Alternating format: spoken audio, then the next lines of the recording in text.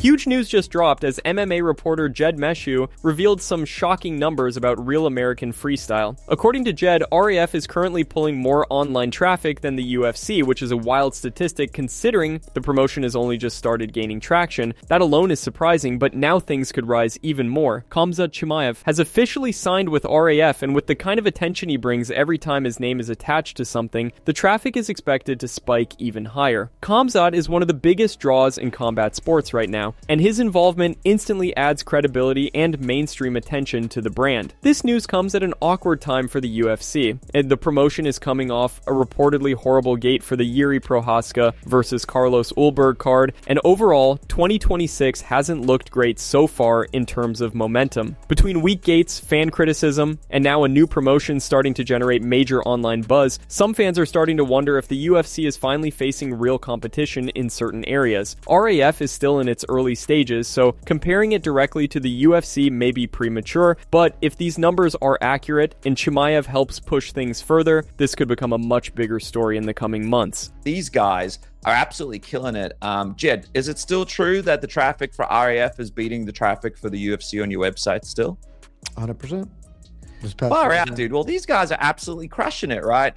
Another event. It's not like Saturday was a huge contest. UFC Winnipeg and Mike Malott versus Armin throwing a man off a stage. True. It's one of Mike those. Malott probably did way more traffic, right?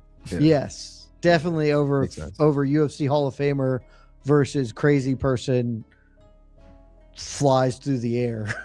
And Jedi, I'm curious because Armin, I feel like, does headline every RAF, but like, is there a difference when Armin is on it versus not Armin, or have you not? Well, Armin's been on the last three, so I don't remember. What I will say is, Jed, you speak about fun. You'd be watching RAF going, bro, these guys are doing what they need to be doing. Like, this is what PFL could have done. Just days before his biggest fight yet, Youssef Zalal is making some serious noise. Ahead of his main event clash with Aljamain Sterling, Zalal said he fully expects to get Sterling out of there before the 5-round distance, even saying he's aiming for a submission win over the former bantamweight champ. That's a massive statement considering Sterling's high-level grappling. But Zalal didn't stop there. He also took aim at the champ Alex Volkanovski, claiming he has receipts and expressing frustration over what he feels is a lack of recognition. According to Zalal, he's being overlooked and disrespected despite sitting in the top 10 rankings, and he feels Volk keeps ignoring his name. This fight carries massive implications for the featherweight division. The winner could very realistically be next in line for a title shot. If Sterling wins, his name immediately becomes hard to deny given his meaningful wins since moving up to 145. And if Zalal gets the job done, especially in the fashion he's predicting, his streak and momentum could launch him straight into championship talks. It's so disrespectful for me that he was talking about everybody else and ignoring me, even though I was in the top 10. So he's talking about, Aljamain. He's talking about, Aljamain came out for a loss. And then he beat Cater, whatever. I can't remember who he beat last fight. And then he came in and was like, oh, we got Aljamain in the talk. We got this, we got that. Right after what I just did to the Josh Emmett. And then the last person to beat Josh Emmett fought for the belt, which is Yair. So I'm like, for me, it was like pretty disrespectful and understanding like all that stuff. And I was like, okay, you don't want to know my name? I'll make you know my name. And I can't wait to do that on April 25th. He knows these matches are better for him. It's like these guys can only bring one thing, or not two things, or not three things. So I feel like, for me, I was like, I know I can bring in multiple dangers to his game. And plus I would have the speed against him for 100%. Khabib Nurmagomedov didn't take long to respond to Ilia Topuria's recent comments about him and his team. Topuria made it clear when the time comes he won't just beat Islam, he plans to do something no one has ever done to him in MMA, take him down and submit him. He genuinely believes he can dominate the Dagestani wrestler on the ground and finish the job. Under a post discussing Topuria's remarks, Khabib left a comment in Russian that translates to, "He should fly over here, let's work."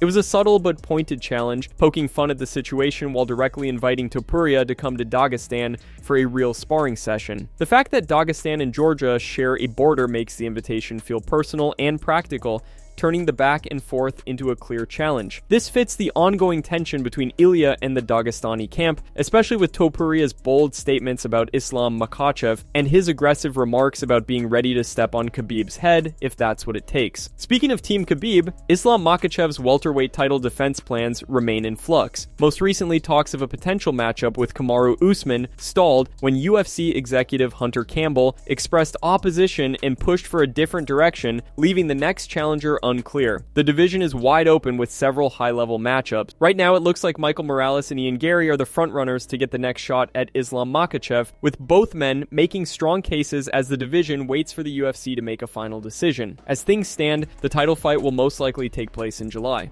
Team Chimaev is making serious noise once again, as Aaron Pico, a UFC featherweight contender who has trained extensively with Khabib Nurmagomedov and Islam Makhachev, just opened up about what it's really like rolling with Khamzat Chimaev. Pico said Khamzat's strength and control feel completely different from anything he's experienced, even after feeling the elite Dagestani wrestling from Khabib and Islam. He specifically highlighted Chimaev's terrifying ability to dominate opponents using just his legs. Pico also revealed that the entire team is laser focused on turning both him and Arman Tsarukyan into future UFC champions. On top of that, he doubled down on his desire for a rematch against Lerone Murphy. Many fans and analysts believe he lost the first meeting because of Aaron's own over-aggressiveness and poor mid-fight decisions, not because Murphy was the better fighter. With Chimaev himself preparing to move up to light heavyweight after potentially defeating Strickland, the whole team is operating at full throttle, pushing multiple prospects toward title contention at the same time. Let's roll the clip of Aaron Pico talking about training with Chimaev. What impresses you the most about the way that he grapples? Well, I've never grappled with him. Usually, most of the time, I just do conditioning with him. But when he was showing me some moves before the fight and stuff, just how strong he is, but just his positioning. I mean, he can control you like with his legs and just not even use his arms, and just his lower body's just so strong.